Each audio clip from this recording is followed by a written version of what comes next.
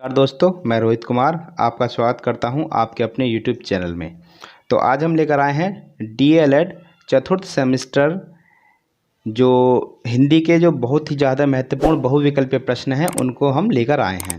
इससे पहले हम अति लघुत्तरीय प्रश्न लेकर आए थे जिसका लिंक ऊपर आई बटन में दिया है। आप वहाँ से जाकर उस वीडियो को देख सकते हैं।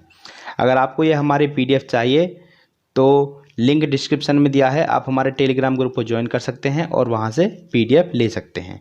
तो चलिए शुरू करते हैं आज का पहला प्रश्न। उच्चारण में तनिक सा दोष आ जाने पर अर्थ अनर्थ में परिवर्तित हो जाता है, यह कथन किसका है? कालिदास, भास, सूरदास या पाणिनि? तो इसका सही उत्तर होगा आचार्य पाणिनि। तो जो संस्कृत में उच्चारण दोष की बात कही गई है यह आचार्य पाणिनि जी ने कही है, क्योंकि जो संस्कृत व्याकरण के जो जनक माने जाते हैं वो आचार्य पाणिनि माने जाते हैं। तो चलिए दूसरा प्रश्न है, संस्कृत लेखन का दोष है। तो आपको बताना है कि संस्कृत लेखन का दोष क्या है। लेखन में अधूरी जानकारी, लेखन में जल्दबाजी, अनुस्वार तथा अनुनासिक का पर्याप्त ज्ञान न होना या उपयुक्त सभी। तो आपको बताना है कि संस्कृत लेखन का दोष क्या है। तो आशा करते हैं आपने उत्तर लगा लिया होगा। आसान प्रश्न है, जो इसका जो सही उत्तर होगा उपयुक्त सभी होगा, यानी जो चारों हैं वो लेखन के दोष माने जा सकते हैं। यानी अगर अधूरी जानकारी है आपको तो भी आप सही प्रकार से नहीं लिख सकते, जल्दबाजी कर रहे हो तो भी नहीं लिख सकते, और अनुनासिक अनुस्वार का पर्याप्त ज्ञान नहीं है तब भी आप लेखन को सही प्रकार से नहीं लिख सकते। तो चलिए नेक्स्ट प्रश्न की ओर चलते हैं। नेक्स्ट प्रश्न है, व्यंजनों के कितने भेद होते हैं? तो आपको बताना है कि व्यंजनों के कितने भेद होते हैं। 6, 2, 4 या 3? तो महत्वपूर्ण प्रश्न है, आप इसे याद रखिएगा। तो आशा करते हैं आपने उत्तर लगा लिया होगा। जो व्यंजनों के भेद होते हैं वो होते हैं हमारे 3। अब कौन कौन से होते हैं? एक होता है हमारा स्पर्शी व्यंजन जिनकी संख्या होती है हमें 25। एक होता है हमारा अंत्यस्थ व्यंजन जिनकी संख्या होती है 4। और तीसरा होता है हमारा ऊष्म व्यंजन जिनकी भी संख्या होती है 4, जिनको हम नेक्स्ट आगे बताएंगे इनके बारे में। तो चलिए नेक्स्ट प्रश्न है, अंत्यस्थ व्यंजन है। तो आपको बताना है कि अंत्यस्थ व्यंजन निम्न में से कौन सा है? र, श, द या श? तो मैंने अभी बताया कि अंत्यस्थ व्यंजनों की संख्या होती है 4। कौन कौन से होते हैं? अंत्यस्थ व्यंजन होते हैं या, र, ला और वा।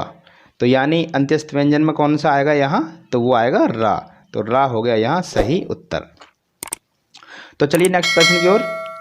नेक्स्ट प्रश्न है, ह्रस्व स्वरों की संख्या कितनी होती है? तो आपको बताना है कि ह्रस्व स्वरों की संख्या कितनी होती है। 9, 3, 5 या 7? तो आपको बताना है कि ह्रस्व स्वर कितने होते हैं।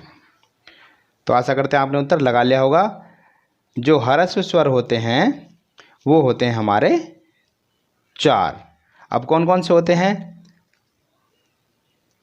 आ,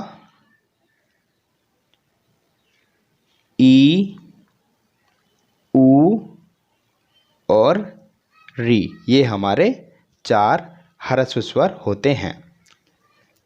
तो चलिए नेक्स्ट प्रश्न की ओर। नेक्स्ट प्रश्न है, ऊष्म व्यंजन है। तो आपको बताना है कि ऊष्म व्यंजन इनमें से कौन सा है। छ, श, ल या र? तो आपको बताना है कि ऊष्म व्यंजन कौन सा है। तो ऊष्म व्यंजनों की भी संख्या होती है हमारी 4। श, श, स और ह, ये हमारे ऊष्म व्यंजन होते हैं। तो जो यहाँ ऊष्म व्यंजन क्या लिया गया है? तो वो लिया गया है यहाँ श, यानी विकल्प नंबर 2 यहाँ सही है। तो चलिए नेक्स्ट प्रश्न की ओर चलते हैं। नेक्स्ट प्रश्न है, स्वर के कितने भेद होते हैं? तो आपको बताना है कि स्वर के कितने भेद होते हैं। 3, 2, 4 या 8? तो आपको बताना है कि स्वर के कितने भेद होते हैं। आसान प्रश्न है। स्वर के हमारे 3 भेद होते हैं।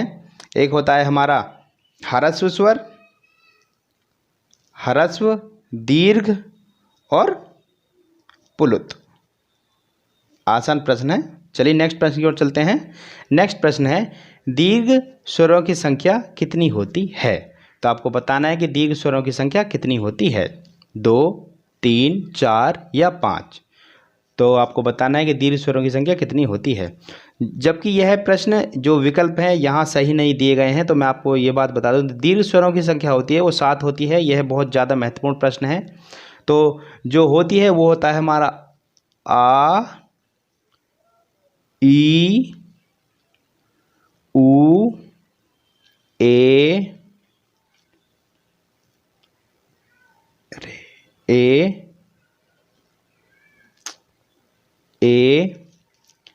ओ और औ। ये हमारी संख्या हुई 7। तो जो दीर्घ स्वरों की संख्या होती है वो होती है हमारी 7। तो चलिए नेक्स्ट प्रश्न की ओर। संयुक्त व्यंजन हैं, तो बताना संयुक्त व्यंजन इनमें से कौन सा है, म, ध, न या त्र। तो आसान प्रश्न है। जो इसका सही उत्तर है वो है हमारा त्र। जो संयुक्त व्यंजन है जिनकी संख्या 4 होती है। तो चलिए नेक्स्ट प्रश्न की ओर चलते हैं। हलंतम को प्रदर्शित किया जाता है, तो आपको बताना है कि हलंतम किस चिन्ह से प्रदर्शित किया जाता है। आसान प्रश्न है। तो आशा करते हैं आपने उत्तर लगा लिया होगा। जो इसका सही उत्तर है वो है हमारा विकल्प नंबर द। जो हलंतम है, जैसे कि माँ के नीचे ये लगा दिया, उसे बोलते हैं हम हलंतम। माँ लिखा और नीचे हलंत लगा दिया, इसका मतलब होता है कि जो ये माँ है वो आधा है। चलिए नेक्स्ट प्रश्न की ओर। मौन पठन के दोष हैं, तो आपको बताना है कि मौन पठन के क्या दोष हैं। भयभीत होकर पढ़ना, आशंकित होकर पढ़ना, ध्वनि को नाक द्वारा निकालना या उपयुक्त सभी। तो जो इसका सही उत्तर है, आसान प्रश्न है, जो इसका सही उत्तर है वो है हमारा उपयुक्त सभी। जो पठन के जो दोष होते हैं वो ये तीनों माने जाते हैं। आगे चलते हैं। नेक्स्ट प्रश्न है संस्कृत वर्णमाला को कितने भागों में बांटा गया है। तो आपको बताना है कि संस्कृत वर्णमाला को कितने भागों में बांटा गया है। तो संस्कृत वर्णमाला को आपने उत्तर लगा लिया होगा। तो संस्कृत वर्णमाला को कितने भागों में बांटा गया है, 2। एक तो हमारा स्वर होता है, एक होता है हमारा व्यंजन। चलिए नेक्स्ट प्रश्न की ओर चलते हैं। नेक्स्ट प्रश्न है मौखिक पठन के तत्व हैं, तो आपको बताना है कि मौखिक पठन के तत्व कौन से हैं। अशुद्ध उच्चारण, स्पष्ट स्वर, मधुर ध्वनि या उपयुक्त सभी। तो आपको बताना है जो इस प्रश्न का सही उत्तर क्या है। जो इसका सही उत्तर है वो उपयुक्त सभी है, यानी शुद्ध उच्चारण भी होना चाहिए, स्पष्ट स्वर भी होना चाहिए और मधुर ध्वनि भी होनी चाहिए मौखिक पठन करते समय। चलिए नेक्स्ट प्रश्न है किसी भी भाषा को सीखने का महत्वपूर्ण साधन क्या है। तो आपको बताना है कि किसी भी भाषा को सीखने का महत्वपूर्ण साधन क्या होगा। समाचार पत्र, दूरदर्शन, पत्र पत्रिकाएं या साहित्य। आसान प्रश्न है। तो जो इसका सही उत्तर होगा वो होगा हमारा समाचार पत्र। समाचार पत्र क्यों रखा गया है कि क्योंकि समाचार पत्र में जो वर्तमान की जो बातें होती हैं, जो करंट की बातें होती हैं वो सभी आती हैं। जो नए नए प्रकार के शब्द निकल कर आते हैं वो समाचार पत्र से ही निकल कर आते हैं। चलिए नेक्स्ट प्रश्न है कबीर की प्रमुख रचना है। तो आपको बताना है कि कबीरदास की प्रमुख रचना क्या है। साखी, सूरसागर, मेघनाथ या प्रिय प्रवास। तो आपको बताना है कि कबीर की प्रमुख रचना कौन सी है। आसान प्रश्न है। जो कबीर की प्रमुख रचना है वो हमारी साखी है। तो चलिए नेक्स्ट प्रश्न है। नेक्स्ट प्रश्न है ज्ञानाश्री शाखा के प्रधान कवि थे। तो आपको बताना है कि ज्ञानाश्री शाखा के प्रधान कवि कौन थे। बिहारी, सूरदास, कबीर या तुलसीदास। तो आशा करते हैं आपने उत्तर लगा लिया होगा। जो ज्ञानाश्रयी शाखा के प्रधान कवि हैं वो हमारे अनडाउटली कबीरदास। आसान प्रश्न था। चलिए नेक्स्ट प्रश्न की ओर चलते हैं। नेक्स्ट प्रश्न है जयशंकर प्रसाद की प्रमुख रचना है। तो आपको बताना है कि कौन सी प्रमुख रचना थी। मंगल घट, विश्ववेदना, ध्रुव स्वामिनी या इनमें से कोई नहीं। तो आपको बताना है कि जयशंकर प्रसाद की प्रमुख रचना कौन सी थी। आसान प्रश्न है। जो जयशंकर प्रसाद की जो प्रमुख रचना है वो है हमारी ध्रुव स्वामिनी। चलिए नेक्स्ट प्रश्न की ओर चलते हैं। नेक्स्ट प्रश्न है मैथिली शरण गुप्त का खंड काव्य है? तो इनमें से कौन सा मैथिली शरण गुप्त का खंड काव्य है आपको बताना है। पंचवटी, इरावती, प्राणापर्य या इनमें से कोई नहीं। तो आपको बताना है कि इसका सही उत्तर क्या होगा। तो आशा करते हैं आपने उत्तर लगा लिया होगा। जो पंचवटी है वो मैथिली शरण गुप्त का खंड काव्य है, यानी ऑप्शन नंबर ए सही है। चलिए नेक्स्ट प्रश्न है, महादेवी वर्मा की प्रमुख रचना है। तो आपको बताना है कि महादेवी वर्मा की प्रमुख रचना कौन सी है। कुकुरमुत्ता, प्रहलाद, यामा या रेणुका। तो आशा करते हैं आपने उत्तर लगा लिया होगा। जो महादेवी वर्मा की प्रमुख रचना है वो है हमारी यामा। चलिए नेक्स्ट प्रश्न की ओर, महावीर प्रसाद द्विवेदी ने किस पत्रिका का संपादन किया है। तो आपको बताना है हिंदुस्तान, सरस्वती, गीतांजलि या इनमें से कोई नहीं। तो आपको बताना है कि इस प्रश्न का सही उत्तर क्या होगा। जो महावीर प्रसाद द्विवेदी जी ने जो पत्रिका का प्रकाशन किया है वो क्या है, हमारी सरस्वती पत्रिका। चलिए नेक्स्ट प्रश्न है, हरिवंश राय बच्चन ने किस आत्मकथा की रचना की है। आसान प्रश्न है। तो एक दिन, मेरी भारत यात्रा, क्या भूलूं कि याद करूं या इनमें से कोई नहीं। तो जो इसका सही उत्तर होगा वो होगा हमारा क्या भूलूं क्या याद करूं। हरिवंश राय बच्चन यानी जो हमारे अमिताभ बच्चन जी हैं उनके जो पिताजी हैं वो हरिवंश राय बच्चन हैं और उनकी जो आत्मकथा है वो क्या भूलूं क्या याद करूं है। तो चलिए नेक्स्ट प्रश्न की ओर, गबन और गोदान किसकी प्रमुख रचनाएं हैं। तो आपको बताना है कि गबन और गोदान किसकी रचनाएं हैं। बिहारी, नागार्जुन, धर्मवीर भारती या प्रेमचंद। तो आपको बताना है इस प्रश्न का सही उत्तर क्या होगा। तो गबन और गोदान जो प्रमुख रचनाएं हैं वो हैं हमारी प्रेमचंद जी की रचनाएं हैं। चलिए नेक्स्ट प्रश्न की ओर चलते हैं। नेक्स्ट प्रश्न है, पाठ्य वस्तु से क्या तात्पर्य है। तो आपको बताना है कि पाठ्य वस्तु का क्या मतलब है। समाचार पत्र, पत्रिकाएं, संदर्भ पुस्तकें या उपयुक्त सभी।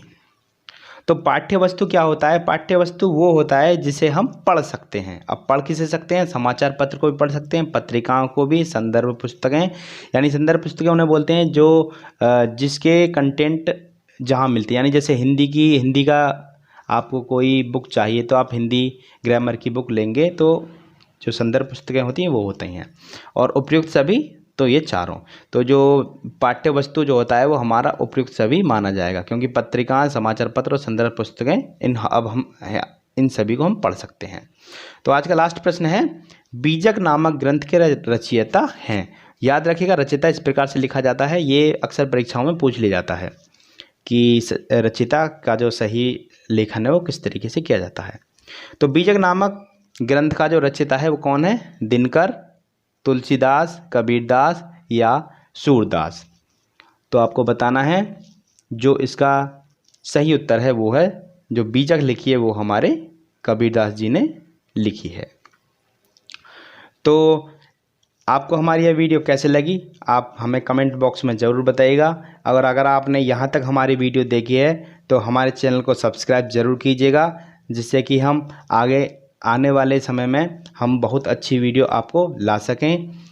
अब हम डीएलएड संबंधित कुछ महत्वपूर्ण प्रश्न लेकर आ रहे हैं, साथ ही साथ हम यूपी टेट और सी टेट की भी तैयारी करा रहे हैं, जिसका लिंक हमने डिस्क्रिप्शन में दिया है, आप वहां से जाकर वीडियो चेक कर सकते हैं।